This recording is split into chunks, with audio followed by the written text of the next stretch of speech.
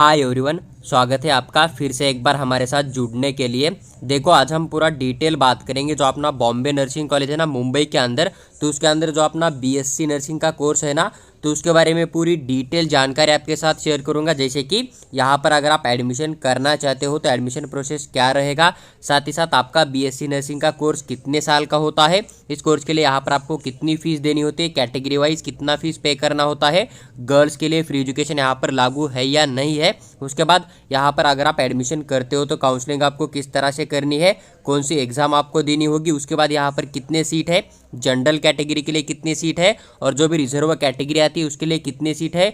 तो जितनी भी आपको 2025 के काउंसलिंग के रिगार्डिंग इस कॉलेज की इन्फॉर्मेशन चाहिए ना, तो हर एक इन्फॉर्मेशन इन डिटेल मैं आपके साथ शेयर करूंगा। तो आप पूरा वीडियो देखो, आपका हर एक डाउट यहाँ पर क्लियर सॉल्व हो जाएगा। देखो, सबसे पहले अगर हम बात करें यहाँ पर कि ड्यूरेशन ऑफ कोर्स कितने साल का होता है, तो बीएससी नर्सिंग आपको 4 साल का एक कोर्स देखने को मिल जाएगा। अगर हम बात करें यहाँ पर सीट अवेलेबल कितने होते हैं, टोटल इनटेक कैपेसिटी कितना है, तो बॉम्बे नर्सिंग कॉलेज का 50 सीट का आपको टोटल इनटेक कैपेसिटी देखने को मिल जाएगा। और एक बात याद रखना है, कॉलेज सिर्फ यहाँ पर गर्ल्स के लिए है, वुमेन कोटा का कॉलेज है। अगर कोई गर्ल्स यहाँ पर अप्लाई नहीं करेगी तो जो अपना 4 नंबर का राउंड हो जाएगा वहाँ पर बॉयज़ को भी सीट अलॉटमेंट हो सकता है, जो कि ऑपोजिट जाके। लेकिन अगर गर्ल्स यहाँ पर अप्लाई करेगी, 50 गर्ल्स अगर इनको मिल गई तो देन बॉयज़ को अलॉटमेंट नहीं किया जाएगा। लेकिन थर्ड राउंड तक 50 गर्ल्स इनको नहीं मिली तो देन फोर्थ राउंड के अंदर अगर गर्ल्स अप्लाई नहीं करेगी, बॉयज़ अप्लाई करेंगे, देन बॉयज़ को यहाँ पर कॉलेज अलॉटमेंट हो सकता है। इस बात का आपको ध्यान रखना पड़ेगा। लेकिन अगर पूरी की पूरी गर्ल्स वहाँ पर एडमिशन के लिए इंटरेस्टेड है तो देन उस कंडीशन के अंदर बॉयज़ को कितना भी ज़्यादा स्कोर हो कोई फ़र्क नहीं पड़ेगा, उनको एडमिशन नहीं दिया जाएगा।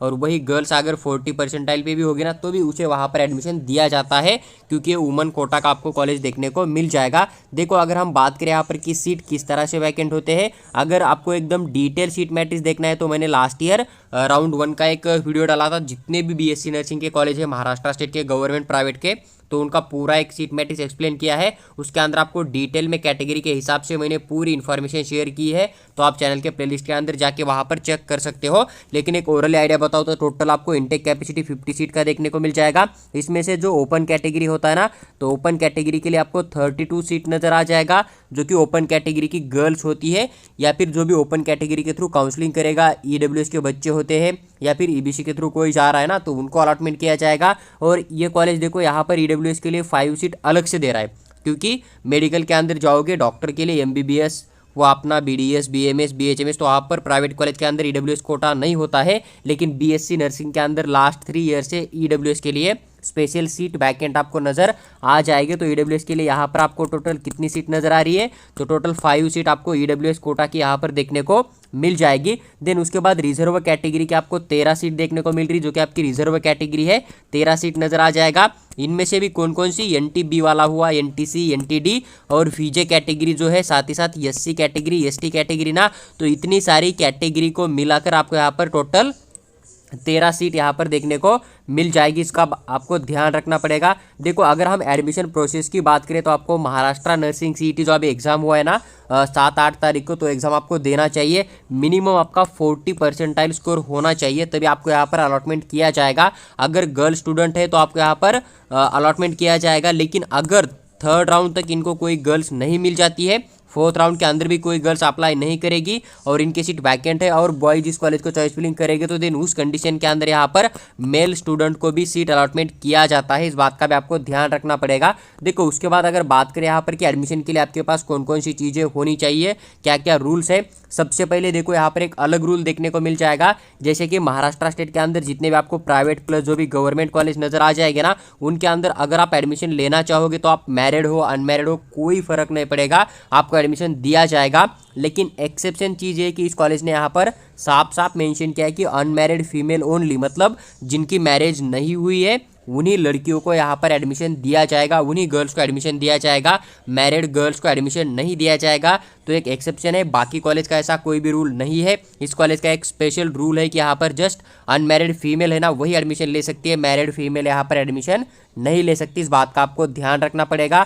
तो ये एक्सेप्शन है, इस कॉलेज के लिए लागू होता है, बाकी अदर कॉलेज के लिए रूल नहीं है। इस बात का आपको ध्यान रखना पड़ेगा। देखो, सेकंड पॉइंट इन्होंने यहाँ पर मेंशन किया है कि मिनिमम एज आपका 17 साल कंप्लीट होना चाहिए, जो भी आपका 31 दिसंबर 2025 आने वाला है ना, तो वहाँ तक, या फिर जो अभी 2024 गया या फिर 2025 आने वाला है ना, तो वहाँ तक आपका 17 साल कंप्लीट होना चाहिए। यानी कि अभी आपने एग्जाम दिया है, एडमिशन करने के लिए जाओगे, जब एडमिशन करोगे ना तो उस टाइम तक आपके 17 साल कंप्लीट होने चाहिए। देखो थर्ड पॉइंट है द मिनिमम जो एजुकेशनल रिक्वायरमेंट्स रहेगी ना, तो आप 12वीं कक्षा पास आउट होने चाहिए और 12वीं के अंदर आपका फिजिक्स केमिस्ट्री बायोलॉजी होना चाहिए। साथ ही साथ इंग्लिश के अंदर आप जस्ट 35 के ऊपर पास आउट होने चाहिए। और देखो फिजिक्स केमिस्ट्री के अंदर आपको एक परसेंटाइल रिक्वायरमेंट होता है, रिजर्व कैटेगरी के लिए अलग होता है और जो जनरल कैटेगरी होती है उनके लिए अलग होता है। अगर आपको ये मालूम नहीं है तो आप कमेंट बॉक्स में कमेंट कर दीजिएगा, हम आपको इसका रिप्लाई करने की पूरी कोशिश करेंगे। साथ ही साथ इसके ऊपर एक डिटेल वीडियो बनाकर भी मैं आपके साथ शेयर करूंगा ताकि आपका डाउट 100% क्लियर हो जाए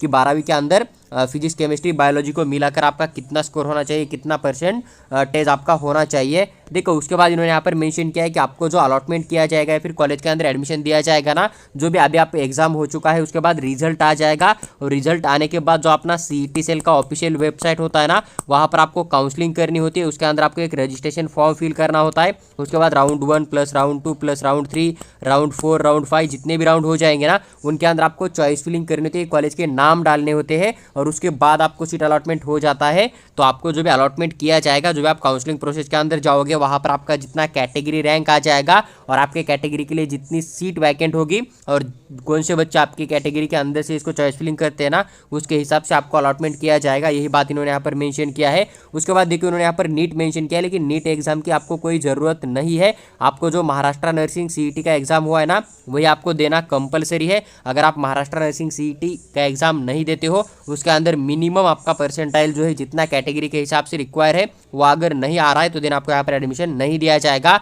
और अगर आपको CET के अंदर कितना मिनिमम परसेंटाइल के ऊपर एडमिशन के लिए आप एलिजिबल हो जाते हो इसकी आइडिया नहीं है तो ये भी आप कमेंट बॉक्स में कमेंट कर दीजिएगा। इसकी भी डिटेल जानकारी मैं आपके साथ नेक्स्ट वीडियो में जरूर शेयर करूंगा या फिर कमेंट के अंदर भी आपको आंसर करने की पूरी कोशिश करूंगा। अभी यहाँ पर जितनी भी मैंने इन्फॉर्मेशन आपके साथ शेयर किया है ना, तो पूरा का पूरा वो आपका एडमिशन प्रोसेस को लेकर अभी मैं आपके साथ डिटेल में एक्सप्लेन करूंगा कि 2024-25 में इस कॉलेज का फीस स्ट्रक्चर क्या था और जितना लास्ट ईयर का 2025-24 का फीस स्ट्रक्चर था ना, उसमें आप यहाँ पर 3% इंक्रीज कर दीजिएगा तो 3% फीस यहाँ से इंक्रीज होकर आपको देखने को मिल जाएगा। देखो जैसे कि यहाँ पर इन्होंने ट्यूशन फीस मेंशन किया है, तो ट्यूशन फीस का अमाउंट लगभग 79,280 रुपीज़ आपको देखने को मिल जाएगा। आपको ये हर साल पे करना है, यानी कि 2 सेमेस्टर का मिलाकर आपको ये फीस देखने को मिल जाएगा। फर्स्ट ईयर में भी देना है, सेकंड ईयर में भी देना है, थर्ड ईयर में भी देना है और आपको लास्ट ईयर में भी ये फीस पे करना होता है। इस बात का आपको ध्यान रखना है। उसके बाद सेकंड फीस है आपका डेवलपमेंट फीस वाला, तो डेवलपमेंट फीस आपको 8,720 देना पड़ेगा।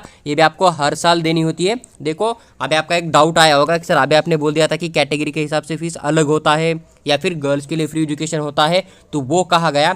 तो देखो मैं आपको उसको एक्सप्लेन करने की कोशिश करूंगा। देखो सबसे पहले जो आपके यहाँ पर ट्यूशन फीस होती है ना, तो ये जो ट्यूशन फीस होती है, तो जो बच्चे जनरल कैटेगरी के होते हैं जिनके पास महाराष्ट्र स्टेट का डोमिसाइल छोड़ के बाकी कोई डॉक्यूमेंट नहीं होता है, उनको tuition fees plus development fees, जो डेवलपमेंट फीस है प्लस ट्यूशन फीस है ना, दोनों पे करनी होती है। इस बात का आपको ध्यान रखना है फर्स्ट ईयर से लेकर लास्ट ईयर तक।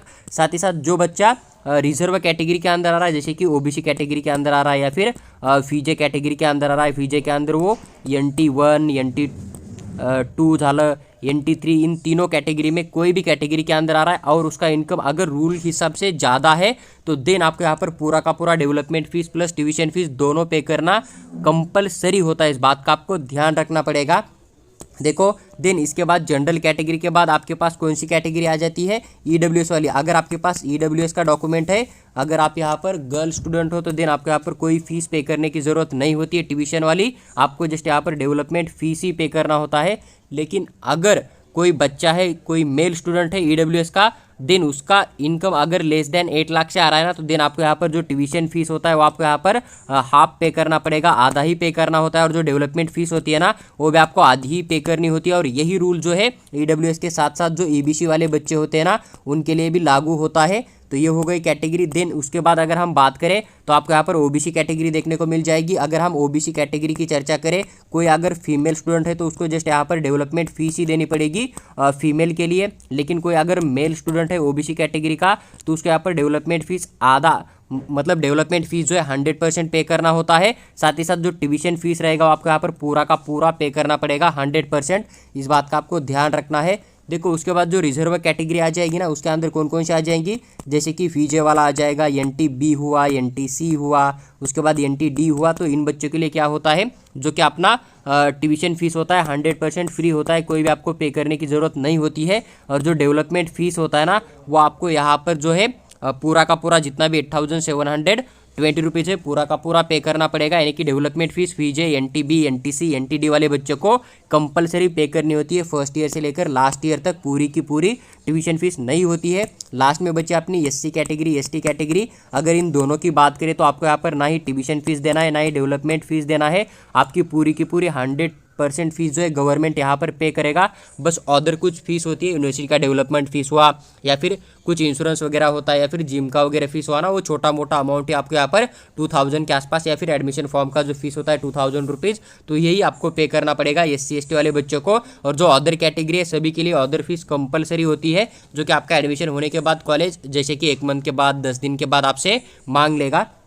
इसलिए उन्होंने वहाँ पर वो फीस कोई भी यहाँ पर मेंशन नहीं किया है। देखो इन्होंने यहाँ पर कुछ नोट मेंशन किया, जैसे कि ट्यूशन एंड डेवलपमेंट फीस जो है ना, जो कि फीस रेगुलर अथॉरिटी का वेबसाइट होता है ना, उन्होंने जो अप्रूवल दिया है ना वही लागू हो जाएगा। यानी कि 2025 के अंदर अभी यहाँ पर चेंज भी आ सकता है। उसके बाद जो मैंने अभी फीस एक्सप्लेन किया ना, जैसे कि यूनिवर्सिटी का eligibility fees, development fees, director management fund, या फिर जो भी स्टूडेंट वेलफेयर फंड होता है, एग्जाम फीस होती है ना, वो MUHS नासिक जो भी तय करेगा उसके हिसाब से वो बाद में आपका एडमिशन होने के बाद में वहाँ पर पे करनी होगी। उसके बाद देखो आपको जो फीस पे करनी है ना, वो कोई चेक या फिर कैश में नहीं देनी है। जब आपका अलॉटमेंट हो जाएगा तब आपको डिमांड ड्राफ्ट यानी कि एक DD बनाना पड़ेगा, और DD आपको जस्ट नेशनल बैंक का ही बनाना है। और किस नाम से बनाना है, Bombay hospital trust payable eight Mumbai, इस नाम से आपको DD बनाकर कॉलेज के अंदर सबमिट करना पड़ेगा।